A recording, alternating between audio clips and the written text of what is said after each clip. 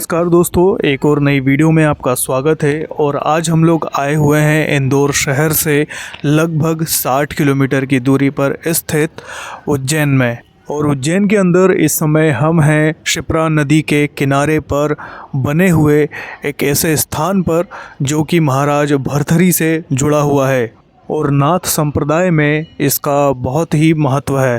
तो आज की इस वीडियो में हम लोग विज़िट करने वाले हैं भर्तृहरि गुफा को, जहाँ पर महाराज भर्तृहरि ने 12 वर्ष से अधिक तपस्या की थी। आज भी ये सारी गुफाएं लोगों के लिए आस्था का केंद्र है। पिछले वीडियो में हमने आपको ऋणमुक्तेश्वर महादेव के दर्शन कराए थे। अगर आपने वो वीडियो नहीं देखी है तो आप देख सकते हैं।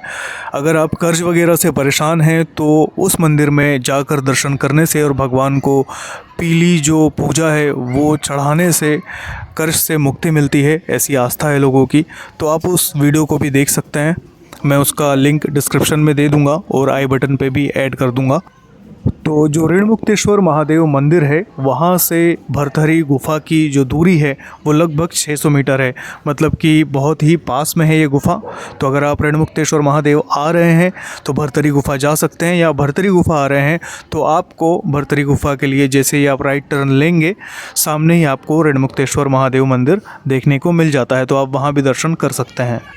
महाराज भर्तृहरि महाराज विक्रमादित्य के बड़े भाई थे और उज्जैन पे महाराज भर्तृहरि का ही शासन था। उनकी 3 रानियां थी, जिनमें एक रानी का नाम पिंगला था और महाराज भर्तृहरि उनसे बहुत प्रेम करते थे। एक बार किसी सिद्ध व्यक्ति ने महाराज भर्तृहरि को एक दिव्य फल ला कर दिया, जिसे कि अमर फल कहा जाता है। इस फल के बारे में ऐसा कहा जाता है कि जो भी उस फल को खा लेता वो अमर हो जाता। तो महाराज भर्तृहरि ने उस फल को महारानी पिंगला को दे दिया। महारानी पिंगला ने उस फल को ले जाकर महल के ही एक व्यक्ति को दे दिया जिसे वे पसंद करती थीं। और महारानी पिंगला ने वो फल जिस व्यक्ति को दिया था वो एक वैश्या को पसंद करता था। उसने वो फल ले जाकर उस वैश्या को दे दिया।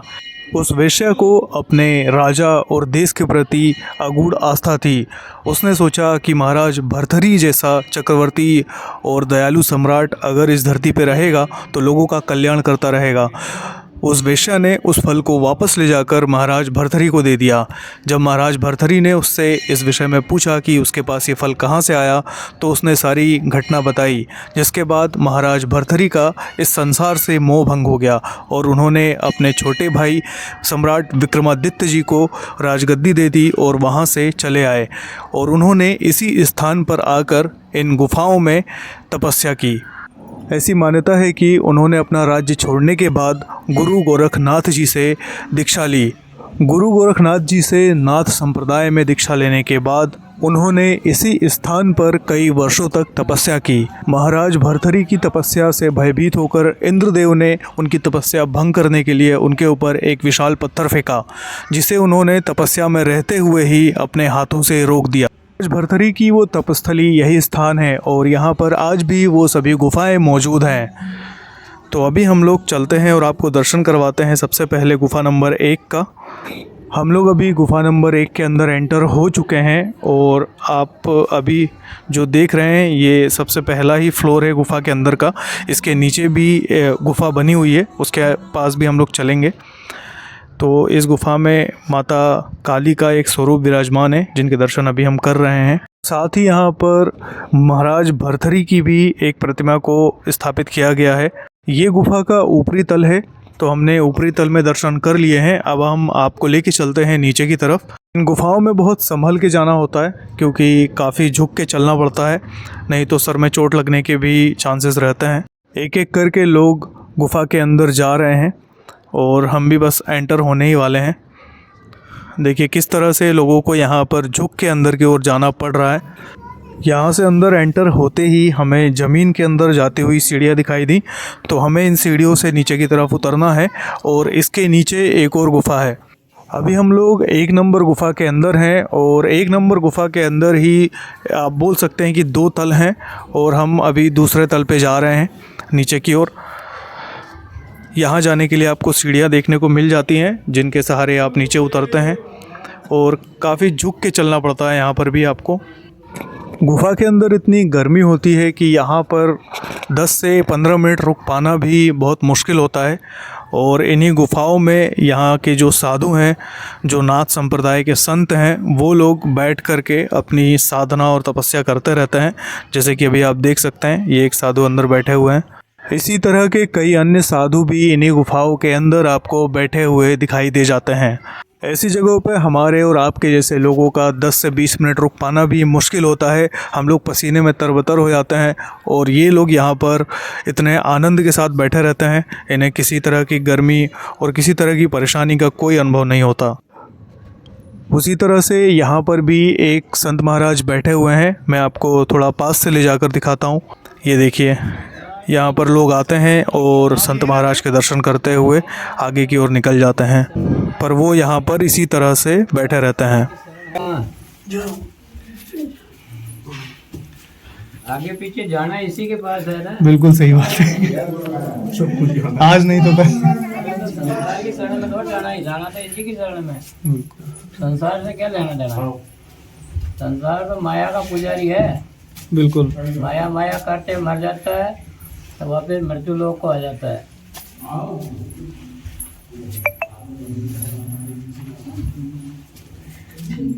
भगवान को कोई नहीं चाहता कलयुग में, इसीलिए इंसान भटकता है। भगवान कृष्ण ने इसलिए भटकती आत्मा का इस। तो आप लोग आज भी यहाँ पे साधना करते हैं? भजन करना पड़ता हो इसको जी। इधर भजन राजा भरते कोई याद कोई नहीं करता जी। भजन किया जो आज सब याद कर रहे हैं। बिल्कुल सही बात है। कोई करोड़पति को याद किया किसी ने? नहीं। जब मर्यादा पुरुषोत्तम भगवान राम को ही याद करते हैं। लक्ष्मी जी, उसने भगवान को बड़ा बोल दिया, अरे मैं तो विष्णु हूँ, मैं भक्तों के साथ रहता हूँ, लेकिन तेरे को सब जगह रहना पड़ेगा। लक्ष्मी को श्राप है जी। लक्ष्मी को, आदमी को कभी बहुत बड़ा बोल नहीं बोलना चाहिए। क्या कभी बड़ा नहीं करना चाहिए जी कि मैं ऐसा हूँ, नहीं कहना चाहिए। लक्ष्मी ने खूब यातना की, लेकिन भगवान ने कहा मैं तेरा मान नहीं कटाऊंगा, लेकिन रहना तेरे को सब जगह पड़ेगा। कसाई के सब के रहना पड़ेगा। क्या विष्णु तो भक्तों में ही रहता है जी। बिल्कुल। हाँ, लक्ष्मी को सब जगह रहना पड़ेगा। लक्ष्मी सुधार। गुफा नंबर 1 को विज़िट करने के बाद अब हम लोग एंटर हो रहे हैं गुफा नंबर 2 में। गुफा नंबर 1 से बिल्कुल लगा हुआ ही है गुफा नंबर 2 का प्रवेश द्वार। और गुफा नंबर 2 में भी जैसा कि आप देख पा रहे हैं, एक बार में एक ही व्यक्ति जो है अंदर जा सकता है या फिर अंदर से बाहर आ सकता है। और उसमें भी आपको झुककर जाना है और झुककर ही बाहर आना है, क्योंकि काफ़ी रिस्की हो जाता है, ये आपको चोट भी लग सकती है। गुफा नंबर 2 के अंदर भगवान भोलेनाथ का एक बहुत ही प्राचीन शिवलिंग स्थापित है, जिसके दर्शन करने के लिए लोग यहाँ पर काफ़ी भारी संख्या में आते हैं। नाथ संप्रदाय में 9 नाथ प्रमुख रूप से पूजे जाते हैं। सबसे पहले जो नाम आता है वो मक्षेंद्र नाथ जी का आता है, जो कि नाथ संप्रदाय के संस्थापक और आदि गुरु भी माने जाते हैं। उसके बाद गुरु गोरखनाथ जी, जालंधर नाथ जी, कानिफ नाथ जी, चरपट नाथ जी, और उसके बाद रेवन नाथ जी, भरथरी नाथ जी और नागनाथ जी प्रमुख हैं। ऐसी मान्यता है कि मक्षेंद्र नाथ, गोरखनाथ और जालंधर नाथ जी की तरह महाराज भरथरी भी सूक्ष्म रूप से अपने योग बल के द्वारा आज भी जीवित हैं, और इन 9 नाथों में उनका स्थान बहुत प्रमुख है। कुछ मान्यताओं के अनुसार महाराज भरथरी ने वो अमर फल खा लिया था, जिसकी वजह से वो अमर हो गए। महाराज भरथरी एक पराक्रमी सम्राट होने के साथ साथ एक महान तपस्वी भी थे।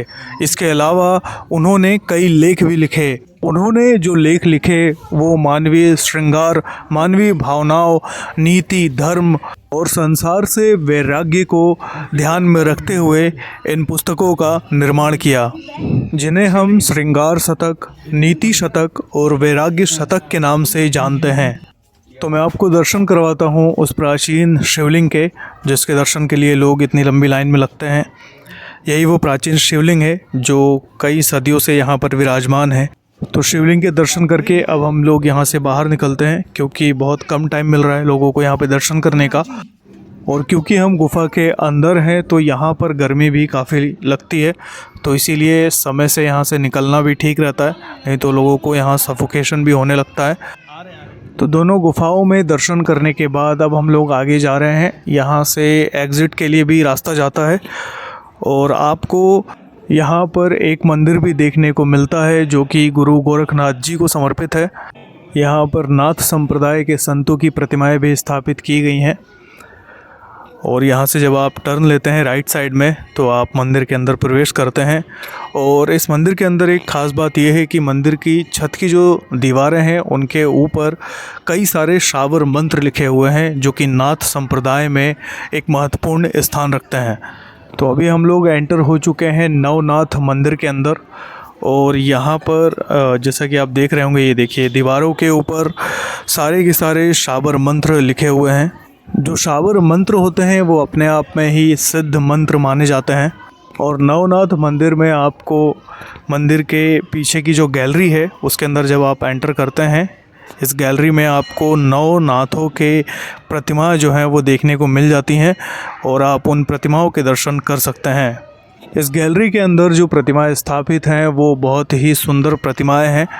आप यहाँ पर आएँ तो इन प्रतिमाओं के दर्शन ज़रूर करें। और इस गैलरी में नवनाथों के दर्शन करने का जो क्रम है वो मच्छिंद्र नाथ जी और आखिरी में गोरखनाथ जी और उसके बाद भगवान भोलेनाथ के दर्शन से समाप्त होता है। गुरु गोरखनाथ जी को भगवान भोलेनाथ का ही अवतार माना जाता है और उनके गुरु मच्छिंद्र नाथ जी को भगवान श्री हरि नारायण का अवतार माना जाता है।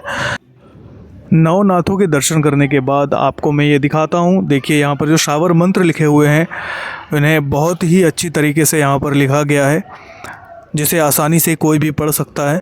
तो नवनाथ मंदिर के अंदर दर्शन करने के बाद हमारी जो यात्रा है भरतरी गुफा दर्शन की वो यहीं समाप्त होती है और हम आपको मिलेंगे इसी तरह की और नई वीडियो में। तब तक के लिए जय सिया राम।